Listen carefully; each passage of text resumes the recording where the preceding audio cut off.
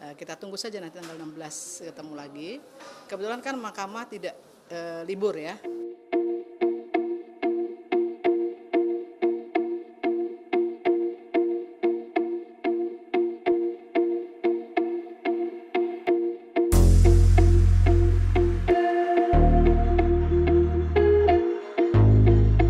Sidangnya sudah merupakan sidang pemeriksaan pembuktian terakhir ya, tinggal menunggu.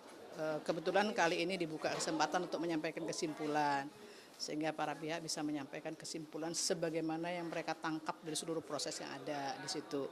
Kita tunggu saja nanti tanggal 16 ketemu lagi. Kebetulan kan Mahkamah tidak libur ya. Tadi dikasih dispensasi sedikit 2 hari, tadi nggak ada, ada sehari aja gitu loh. Tapi karena ada masukan, jadi kita harus mengikuti arus bawah, sehingga ditampung lah arus bawah ya udah 2 hari gitu. 2 hari, tapi setelah itu masuk kembali seperti biasa.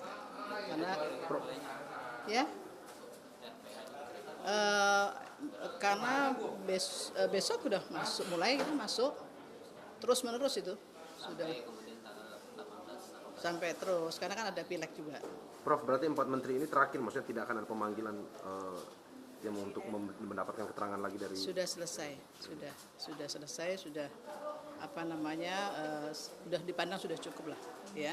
Karena memang speedy trial ya, nggak mungkin kita mengundang sekian banyak pihak gitu ya. Kecuali kalau sidang PUU beda. Ya. Kesimpulannya masuk di tengah-tengah RPH itu apa Pak? Kesimpulannya nggak apa-apa, nggak masalah. Karena memang harus berjangka waktu. Kesimpulan kan nggak mungkin dalam waktu yang sangat singkat.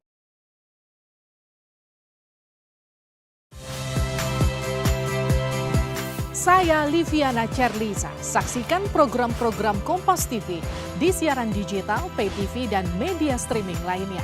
Kompas TV, independen, terpercaya.